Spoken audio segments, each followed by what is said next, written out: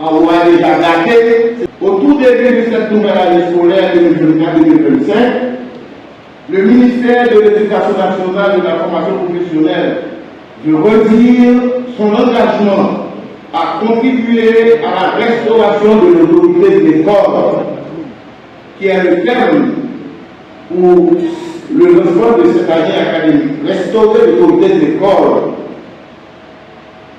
Et par là, il faut entendre que l'école est le garant, est le lien, le chemin qui permettra aux jeunes de retrouver l'espérance. L'école doit être au-dessus des clivages politiques, au-dessus des conflits, même si quand même certains conflits traversent l'école. Nous avons été témoins à chaque fois que la société reçoit un coup, l'école reçoit ses coups. Donc, il faut tout faire pour que les établissements scolaires puissent fonctionner, que les élèves puissent aller à l'école. Donc, là, avec cette approche, nous sommes en train de construire une nouvelle page dans l'histoire récente d'Haïti. Parce que l'école est le lieu privilégié où se développent les responsabilités, c'est les capacités et les talents des enfants et des jeunes. Son autorité doit être restaurée en Haïti. Dans le cadre de cette nouvelle année scolaire, 3 domaines d'intervention majeures retiendront l'attention du ministère de l'Éducation nationale et de la formation professionnelle. Tout d'abord, le préscolaire, le niveau, la base. Si nous voulons qu'il y ait un autre pays, une nouvelle Haïti, il faut aller à la base. Faire en sorte que tous les enfants âgés de 3 à 5 ans puissent avoir une place à l'école et tout faire pour qu'ils s'y restent. Là, ma génération, elle s'en va inexorablement. Il faut penser à Haïti dans 20 ans. Et dans 20 ans, les enfants qui ont aujourd'hui 3, 4, 5 ans ou 25 ans dans 20 ans. Et c'est la nouvelle Haïti. Et c'est là qu'on allait dans ça. On voit déjà gâté, c'est dans ça qu'on allait.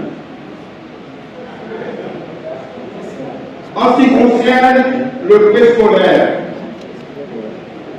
il faut justement avancer, faire suivi de la conférence nationale que nous venons d'abord à Caribé et qui a été présidée par le Premier ministre Dr Garigouni, qui a pris l'engagement formel de mettre de l'argent pour que justement ce niveau puisse être valorisé, réorganisé, sans la vie. Et dans le cadre de cette nouvelle année scolaire, il faut dire aussi que la formation technique et professionnelle est essentielle. Les jeunes ont besoin de meubler leur esprit, de nourrir leur cœur, mais ils ont besoin de se servir de leurs mains. Et la tête, et le cœur, et les mains.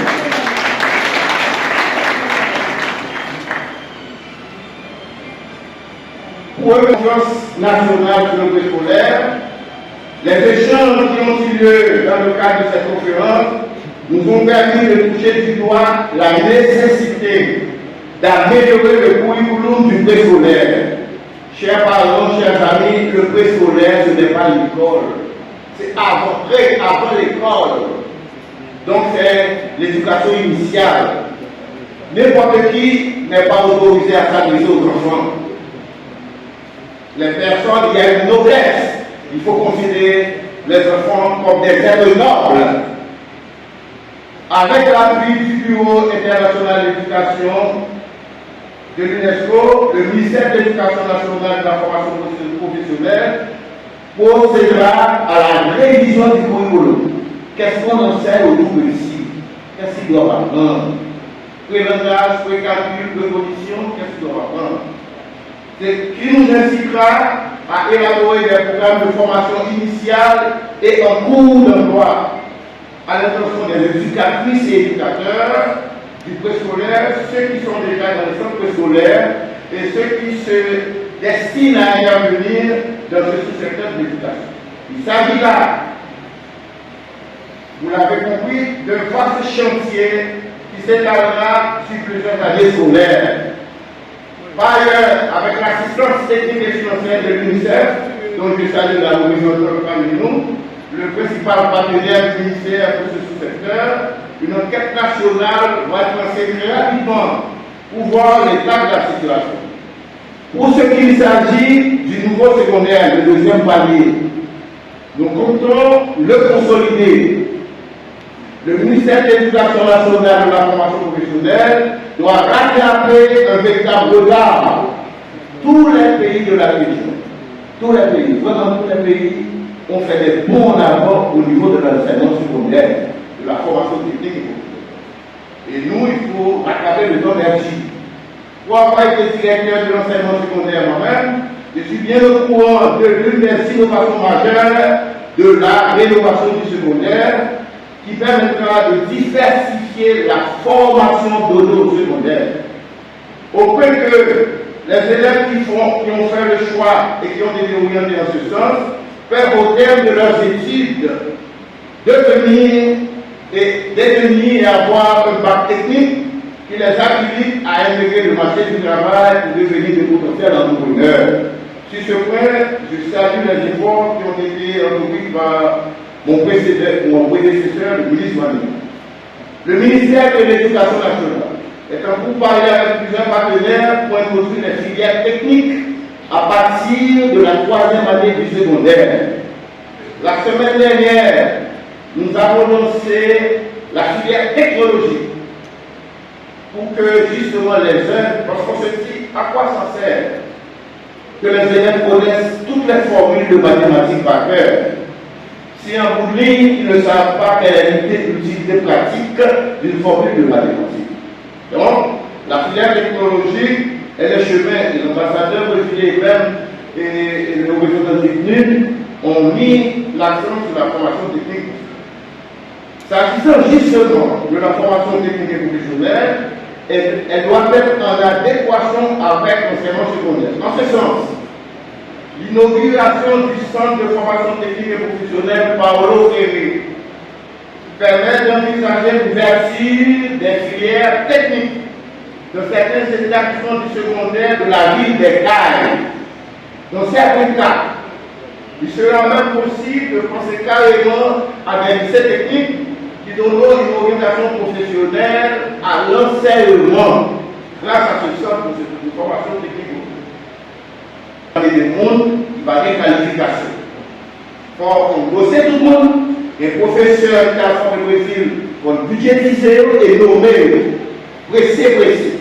Et profiter de l'occasion. On dit, sans ça, c'est pour ville, au cas de c'est pour grand sur place, c'est pour le pays. Donc, il faut travailler rapidement, tout personnel là, pour mettre en place directeur, et censeur, secrétaire général, inspectorat, de sorte que nous faisons la marché, j'en ai marché. Mieux, il faut qu'il y ait un comité, conseil d'établissement, c'est-à-dire qui gagne directeur, qui gagne enseignant, étudiant et communauté, tout le regard, tout belle la ça. Et là, pour parler de mon c'est ça le besoin. Ça, j'ai un métier, il y a une qui développer le pays, faire Haïti avec la France. Donc, créer un niveau de directeur général, dans la travail, c'est pressé, on a un dossier tout le monde qui filière, le monde qui a une formation pour budgétiser nos numéros, de sorte que ça va rapidement fonctionner.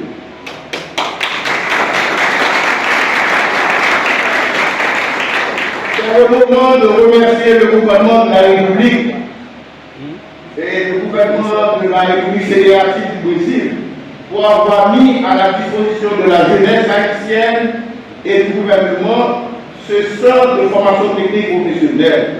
Monsieur l'ambassadeur Luis Fernando de Cavallo, je vous remercie pour votre engagement à l'ouverture de ce centre et nous espérons en avoir d'autres dans d'autres coins du pays.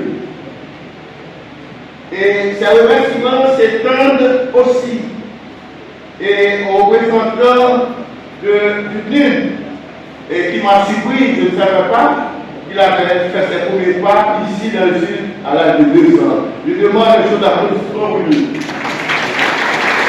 Depuis sa démission, il a levé à permettre à jouer un rôle de gestionnaire du projet, en apportant tout son talent pour son aboutissement. Je voulais remercier le président Edgar Lenoir-Fils qui, à peine de retour de voyage, a trouvé nécessaire d'être là avec nous pour participer à l'inauguration de ce centre. Pour sa présence dans cette cérémonie, accompagné du concepteur Michel Joseph.